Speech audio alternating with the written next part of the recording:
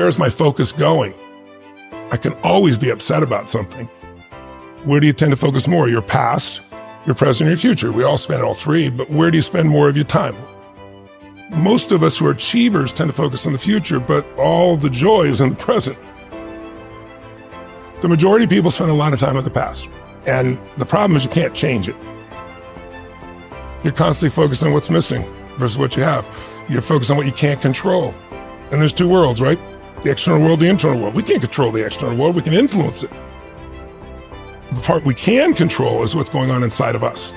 And that we can control what we focus on. We can control the meaning. We can decide the meaning. We're the meaning makers, and we can decide what to do. And when we make those three decisions, we're in control of our life, and all the anxiety and bullshit tends to go away, especially if we're trying to do that to serve something more than ourselves. Because you can't serve something more than yourself and not benefit.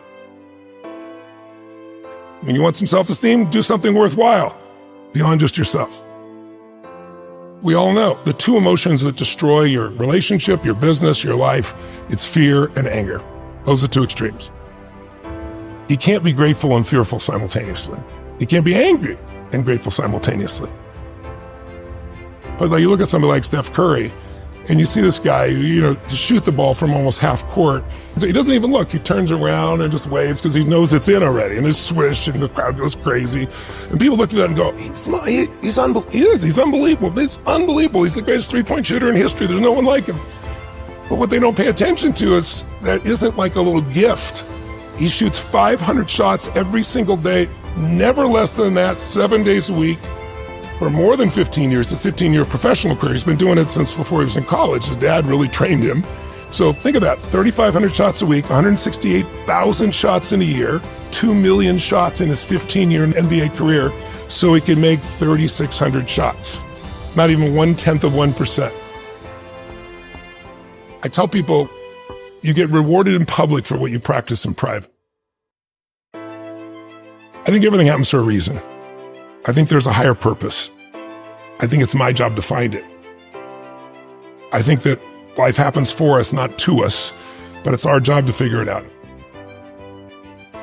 You're going to battle with internal things within you and external things, but if you keep going, you're going to eventually slay your dragons and you come out and the hero of your own life, and you have something to share that isn't bullshit. It's not something you read somewhere. It's something you've lived. Something you want. And everybody can feel you've lived it because it's a different level of ownership, And then, by the way, as soon as you do that, it happens again.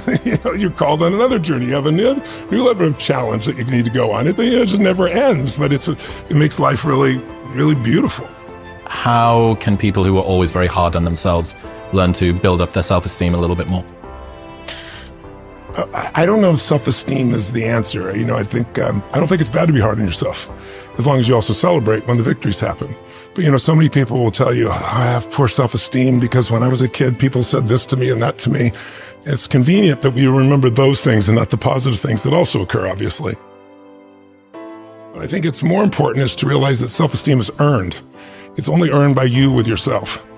You're not going to get self-esteem because everybody praises you. Someone can tell you your whole life that you're brilliant, you're a genius, you're beautiful, you're handsome, and you not believe it. Someone can tell you, you're a piece of crap and you're never going to become anything. And there's a part you can say, I'll show you, as many people have, and then they develop drive out of it, right?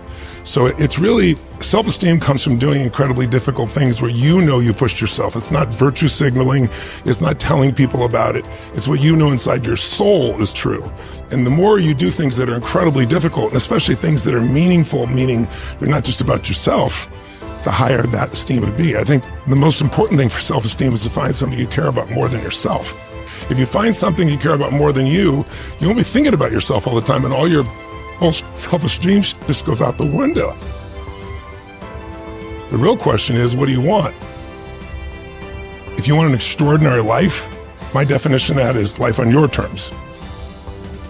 Some people, it's 3 beautiful children, a white picket fence. Some people, it's building a multi-billion-dollar business. Somebody else, it's writing poetry. Instead of looking for somebody else, it's like, okay, what do you really want from your life? And aligning yourself with moving forward towards what you really want. If you can do that in a way that also you feel is serving others simultaneously, there's a sense of meaning in life that can't be replaced by self-esteem or praise or compliments or being nice to yourself. And I don't think it's bad to be tough on yourself. I'm pretty tough on myself, I'll be honest with you. Being overly tough on yourself usually comes by making comparisons that don't make sense. You're comparing to somebody else's life that has a totally different path, a totally different experience. We all develop in different stages and different things. We all want different things. But eventually you wake up and say, it's good to be strong with yourself, but beating yourself up just lowers your energy. And when your energy gets lower, you produce less. And you don't have the same level of joy. You don't have the impact that you want to have, nor do you have the excitement that you really want to have. So I look at it as something that it's worth earning your own self-esteem, but it's really not the secret. The secret is find something else you obsess about more than yourself, and you'll have a level of energy that will compel you over the long term. When I began with a fuel, which was like, I'm going to show them it was anger that drove me. I'm just going to show you type of thing. But that fuel doesn't last. And then the next fuel that people tend to use is, I got to succeed. But there's a little fear underneath that's driving them, which is like, what if I don't? Versus a knowing, it's like, if you give your all every day, your gifts will make room for you. And it's like having a knowingness that things are going to be fine. And then there's the next level, which is you start to know who you are, and you're not trying to prove it to yourself or other people. And it's just, you just want to help. It's the difference between what I would call push motivation and pull, right? Push is, I'm going to make this happen. And it takes tremendous willpower. And I know you have plenty of willpower, I do as well. But there's a limit to willpower, but there's no limit to pull. Pull is when there's something magnificent that you want to serve, something that you've got an obsession for, to create or to do or make happen. And that you don't lose that energy. You don't lose those components, and you're able to laugh and enjoy along the way. I think it's important to realize wherever focus goes, energy flows. It's corny, but it's true, right? In fact, maybe an easier way of saying it is, we don't experience life. None of us do. We experience the life we focus on. So in any moment, what's wrong is always available. So is what's right. So it's not about being positive. It's about being intelligent. You got to look at the impact of what you're believing. And you got to look at and say, where's my focus going? I can always be upset about something. I can always find something to be joyous or at least grateful for, which leads to joy. And I think it's learning to discipline your disappointments, not allow them to grow and to move on and to use whatever life has given you. You can make some simple patterns and change your whole life of focus. The minute you focus on something, your brain has to decide, what does it mean? And meaning is what creates emotion, and emotion is where your life is, right? And so the quality of your life is the quality of your emotions. We all have a pattern of focusing on what we have and at times on what's missing. Which one do you think most people spend more time focusing on, what they have or what's missing? You can engineer your life to have more happiness, but I think the real challenge is thinking so hardly about being taken seriously just represents your fears, right? It's like, I think spiritual development, when people talk about spiritual, not religious development, spiritual development is the level of comfort you can have with just being your real self. And I think that's not an easy task, because we all are trying to be something, but we already are the something we're trying to be. That doesn't mean you can't be better, but it's like accepting and appreciating what you really are, and instead of projecting, something else, takes a lot of pain out of your body, takes a lot of wasted energy out. It gets a lot of fears to just disappear. And I don't have an easy path for that. I think it's the hero's journey. I feel if I work my ass off, now I've done my part, okay, now come through me, let's do this, and it tends to flow. Life happens to me, or I happen to life. But life happens for me. Yes, not to me. Yeah, is a wonderful reframe. Yeah, I really believe it. But you got to dig for it. It's not easy. But it's got to be earned, right?